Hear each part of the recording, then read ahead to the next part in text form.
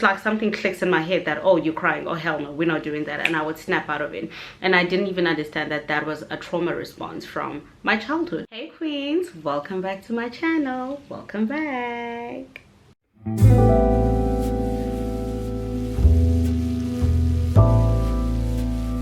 How are you guys doing? Child, I've been having a bad hair month. Never mind bad hair day, never mind bad hair week. Child, it's just been a struggle. I'm like, it's a struggle. Anyway, if you're new over here, my name is Lydia. Don't forget to like, comment, and subscribe. And also go follow me on Instagram. It's Lydia_MSM. On Pinterest, it's styled by Lydia M. And I also have a WeChat channel, and you can find me there at Lydia MSM. So how are you guys doing? Today is a Saturday. It's the 17th. Yeah? Is it the 17th? The 17th of June.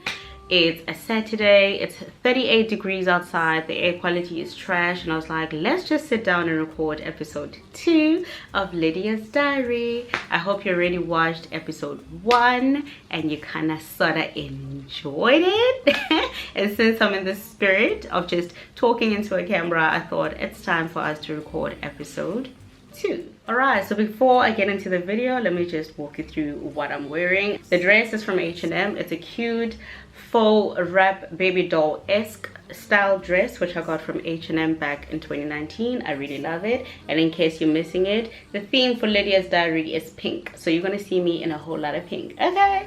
And then the headband is from H&M. Someone actually asked in my Table for One series where the headband is from. This is from H&M. Absolutely love it. It's giving all the vibes I need. And the earrings are also from H&M. It came in a pack of 12. And the pendant is from Swarovski, and it was a gift. Love it. Love it. Alright, so queens, now we can officially get into episode 2 of Lydia's Diary. As you can see from the title of the video, child, today we're getting a little deeper. Episode 1 was a bit of an introductory video to this whole series, and now I am getting comfortable with digging deeper and getting into the real business. Okay, so as you can see from the title of today's video, I'll be talking about the biggest struggle I have as a 30-year-old. I'm turning 31 on the 22nd of September 2023, and this is the biggest struggle I have. Basically resting in my feminine energy. It's a real struggle.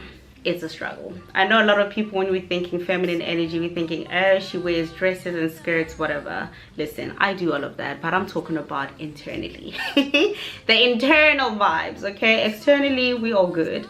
I am just having a real internal struggle in as far as resting in my feminine energy is concerned. Alright, so I decided to break this video down into 2 different parts. So for the first portion of the video, the first chunk of the video, I'll be walking you through the struggles that I've been having in this phase of my life, and then for the last part of the video, I'll actually be telling you the different things that I've been doing to make sure, or in an effort to actually overcome this challenge that I'm currently facing right now. So now we can just get into the video.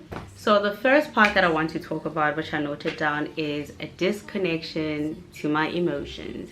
I was brought up by a father who had a bit of a military approach to dealing with issues. I was just brought up in that type of household where my parents were very strict and my dad was all about our academics. He was not playing no games. I was just groomed and brought up in a manner that emotions really don't matter. Keep my emotions to the side and focus on the end goal, focus on the bottom line. And that's honestly the kind of energy I've been operating in for literally throughout my 20s. I operated with that. What's the bottom line? The bottom line is achieving your goals. The bottom line is trying to achieve some sort of financial freedom. The bottom line is to actually make something of your life. So because of that, I was just so driven by my goals and achieving more than I was with working on my feminine energy and just being in tune with my emotions. I do not want to lie. The first time my best friend broke down in front of me, I literally stood there staring at her and I didn't know what to do. I was just like, oh, do you need a biscuit? Do you need flowers? Don't cry, it's okay. I mean, Do I pat you on the shoulder? Do you need? I actually remember asking her, and we were laughing about it afterwards, but I was like, yeah, that's a mess. I asked her, do you need a hug? Do you want me to hug you? Are you okay with me hugging you? Can I touch you on the shoulder? Are you okay? I was just a hot mess. I didn't know how to deal with that situation, and it was very awkward for me. And I'm just that type of person. I don't know how to deal with people who are crying, because for the longest time I used to pride myself on not crying. I remember saying this to my ex, and he was like, okay, like that's something to brag about, you that I don't cry. I literally used to pride myself in that. I do not cry. I do not have emotions. I am just a rock. I don't cry. And for the longest time that was okay, until the one time where I had an emotional breakdown. And you know, it's like you having this emotional breakdown, instead of allowing myself to go through the emotions, I'm trying to literally switch that up. This is also something that my therapist brought to my attention, and when we were tackling this whole thing of me not being in tune with my emotions, and she was just like, you can literally cry and stop crying on cue. You're crying, having a proper meltdown, and it's almost like something registers in my brain that, hey, you're crying, you're not used to crying, you shouldn't be crying. And I just snap out of it. I'm wiping my tears away, and I'm like, okay, we can get back to business, you know. That's because I was just brought up in that kind of household. So I've just learned from a very young age to not share my emotions, not allow myself to feel, not express myself emotionally. And that might have been okay in my early 20s or in my teenage years, but now as a 30-year-old woman, it has literally been a struggle, because now I struggle to navigate relationships, both romantic and platonic. So that's one area of my life that I really want to work on, because I want to rest in my feminine energy. I want to be more in tune with my emotions. Be delicate and soft, you know, just be as soft as silk. I want to possess those traits. I want to work on nurturing that side of me, because I just want to get to a point where emotions don't scare me. Anything that has to do with emotions, because of how I was brought up, relates to weakness for me. And I remember there's a guy friend that I mean, we used to be friends, we're not friends anymore. And we were friends for like 14 years or whatever. But this very thing that I'm talking about led to the end of our friendship, because I got to a point where I was just telling him that he's very needy. And in retrospect, when I was looking at it, he was not needy. He just needed the emotional side of me in our friendship, and I couldn't give off that. When it had to do with conversations about strategies and coming up with solution, being solution oriented or whatever, I was there. But the minute it had to do with me pouring into him emotionally and pouring into the friendship emotionally, it just scared me. It made me feel uncomfortable, and it's just like, what do you want from me?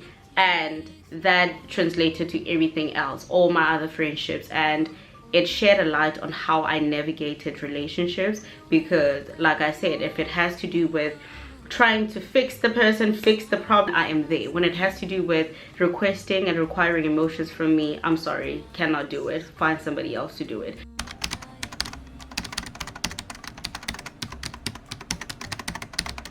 So the first point is the emotional side, and the fact that I want to be more in tune with that, because I feel that in being in tune with my emotions, I'll be more receptive to love and gestures from people in my circle, and potentially a romantic partner. This takes me to my second point, that because I relate more to the masculine energy, I actually wanted to read something which I found online, and it literally summed up everything that I was saying, right? So this is what the article says. So it says, feminine energy is fluid and controls your creative, intuitive, and empathetic nature. It's about being.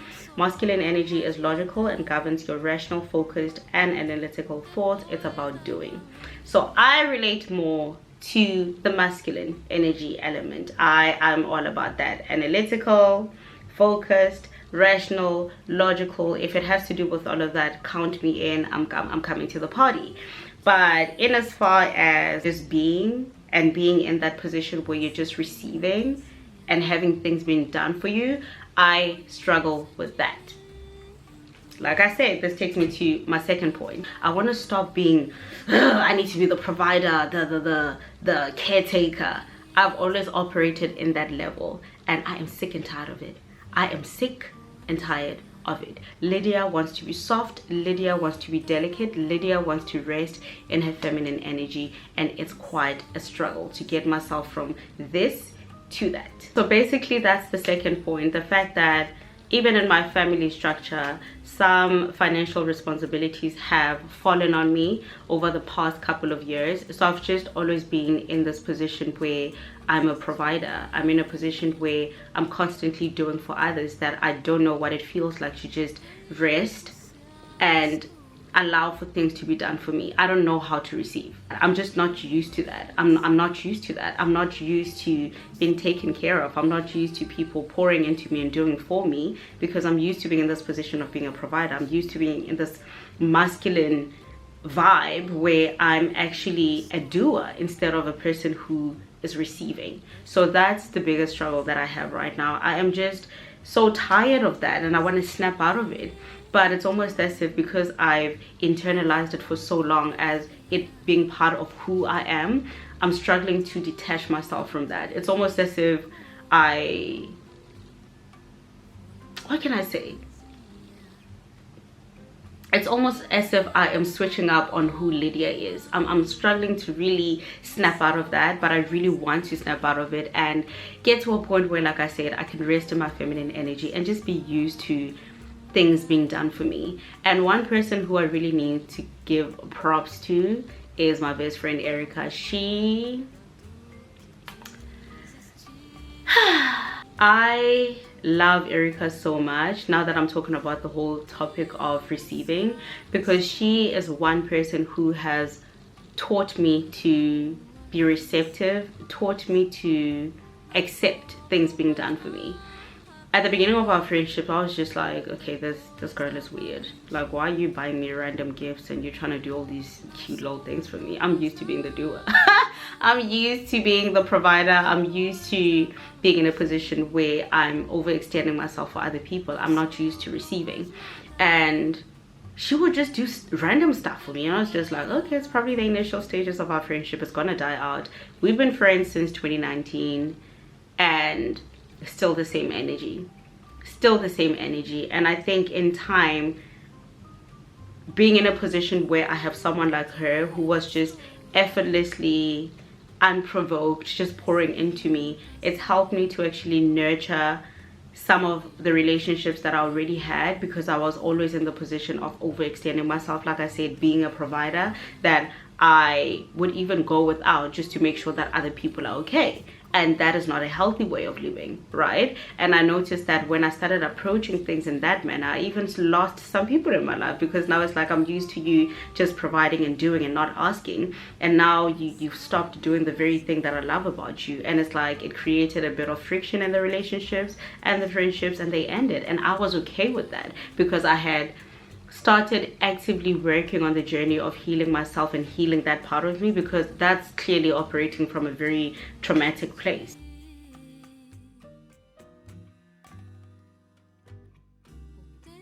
And start healing that part of me in order to actively work myself to this part where I really want to get to this part where I'm just feminine and resting and allowing things to be done for me.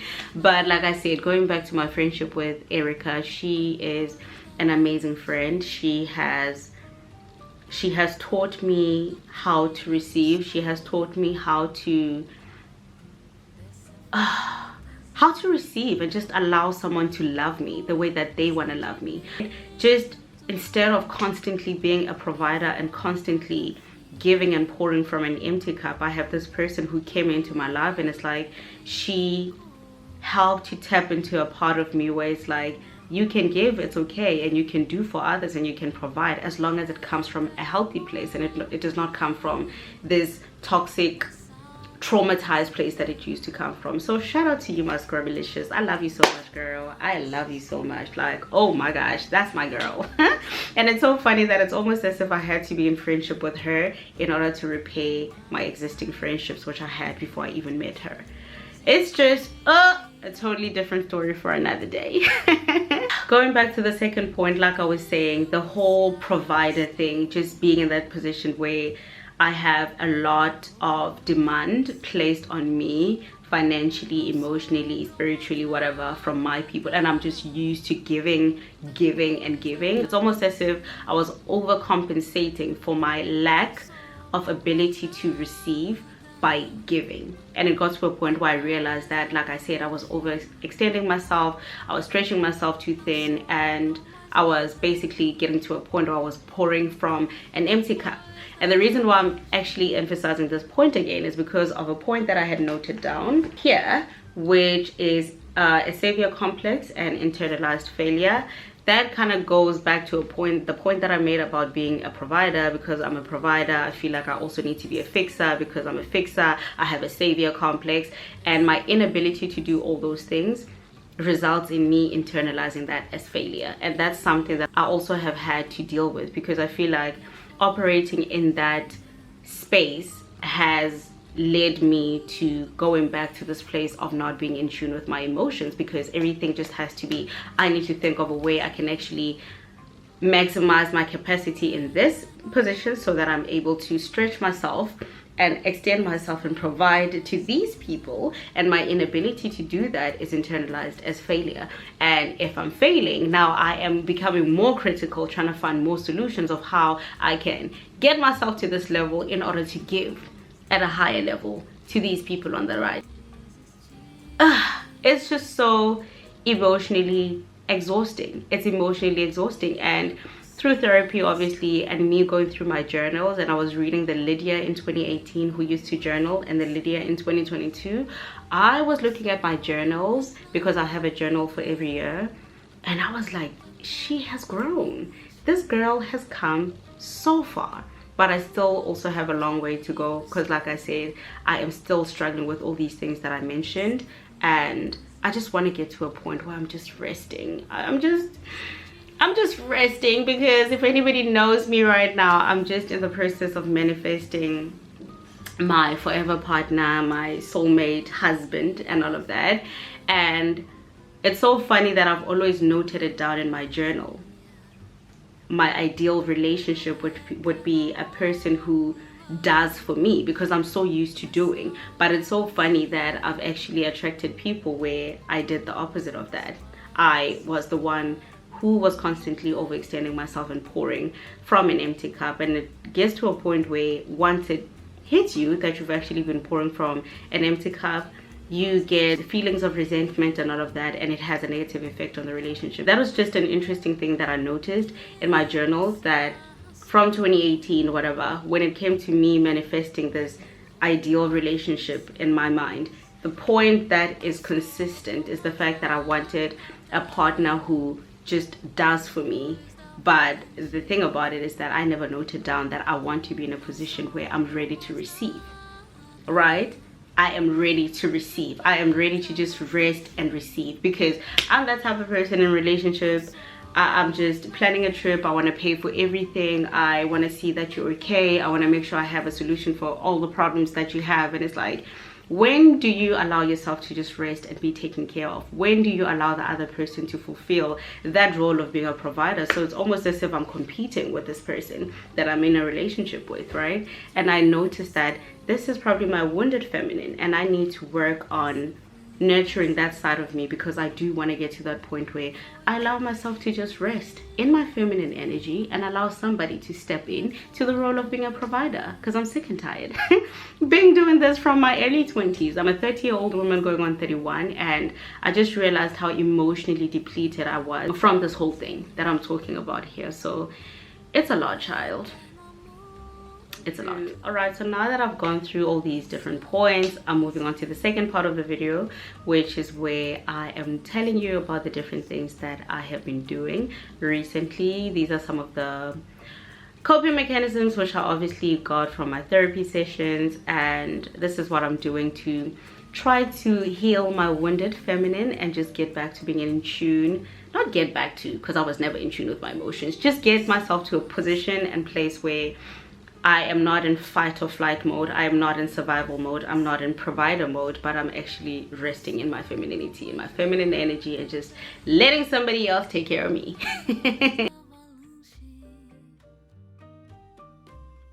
So the first thing, which was a very big challenge for me, is I've allowed myself to start feeling. I've allowed myself to start feeling. I've allowed myself to process emotions and just go through emotions as they come, right? Whereas before, if something upset me, I'm just going to suppress my feelings, suppress my feelings, suppress my feelings. Why? Because I have my father at the back of my mind saying, big girls don't cry, big girls don't cry, dust yourself up and keep going, right? So instead of being in that position of suppressing my emotions, because what I noticed in the past is that I would suppress them, but just because you're suppressing them doesn't mean that they're not there. Just like if you see crumbs on the floor, you keep them under your bed, it doesn't mean that they're not there. It's just a day where you're going to be cleaning out and you find a heap and pile of crumbs under your bed because they've always been there.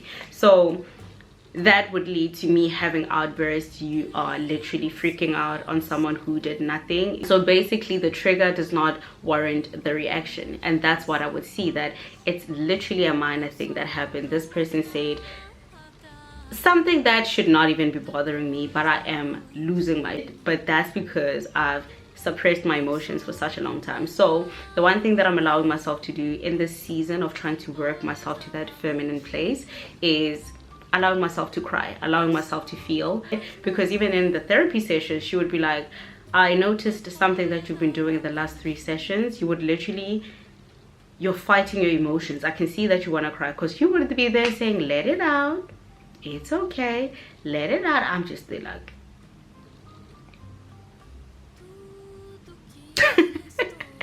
let it out, it's okay, cry, it's okay, this is a safe space. And I'm just there like, lady, I'm not gonna cry. So the first time I had that boohoo crying session in the therapy, child, she sat there and said, let it out. I think I cried for 15 minutes straight, like a baby, just crying.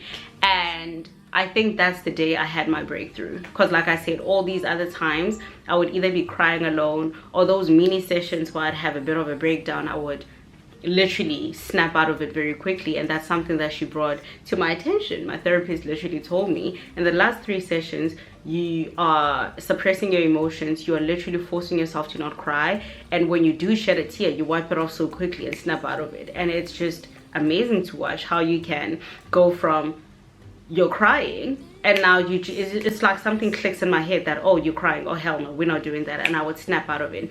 And I didn't even understand that that was a trauma response from my childhood. Yeah. I'm allowing myself to cry more. I am allowing myself to cry in front of people. I am not internalizing anything as weakness now. I'm not internalizing crying and breaking down and feeling certain things as a weakness, because crying is natural, it's a human response, and you should be able to do that without feeling as though you're weak, or without internalizing that as, you know, a reflection of, I don't know, your immaturity or anything like that.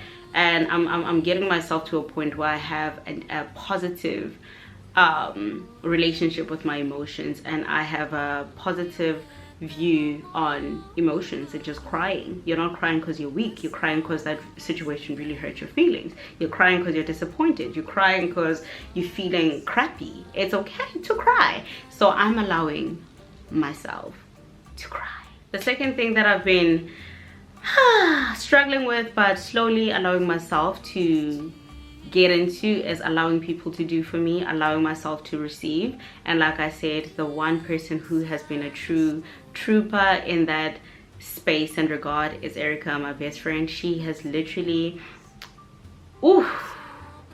yeah, I've already talked about it, but I'm allowing others to do for me. I am allowing others to do for me. If somebody does something for me, I do not feel the need to, oh, now that you've done that for me, that means I need to go out of my way to, no, just receive what they've done for you and receive it as just that. They wanted to do it for you, okay? You don't need to do anything to stop it. Calm down. Receive, receive, receive. Embrace what other people are doing for you. To receive. All right, queens, so that brings me to the end of episode 2. So you guys know what it is. It's time for me to flip through my book, Paulo Coelho, Manual of the Warrior of Light, so we can get the message for today's episode. Okay, Let's see. 1, 2, 3.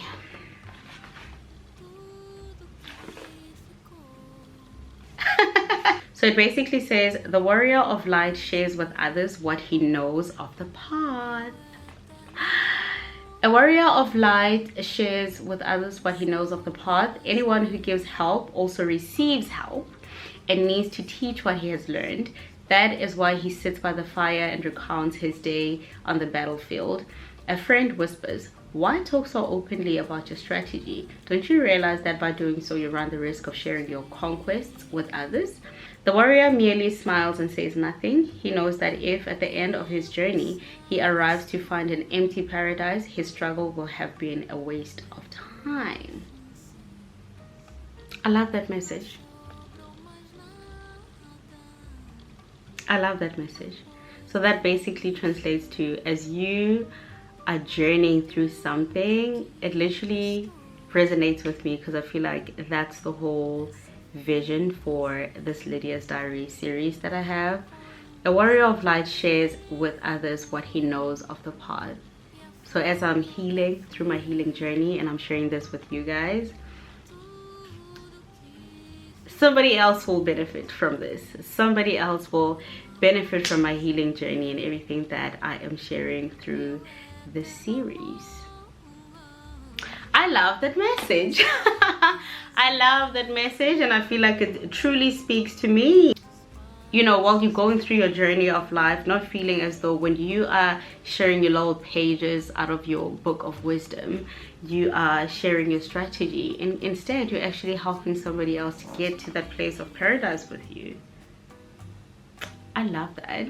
Anyway, guys, if you enjoyed episode 2 of Lydia's Diary, don't forget to like, comment, and subscribe.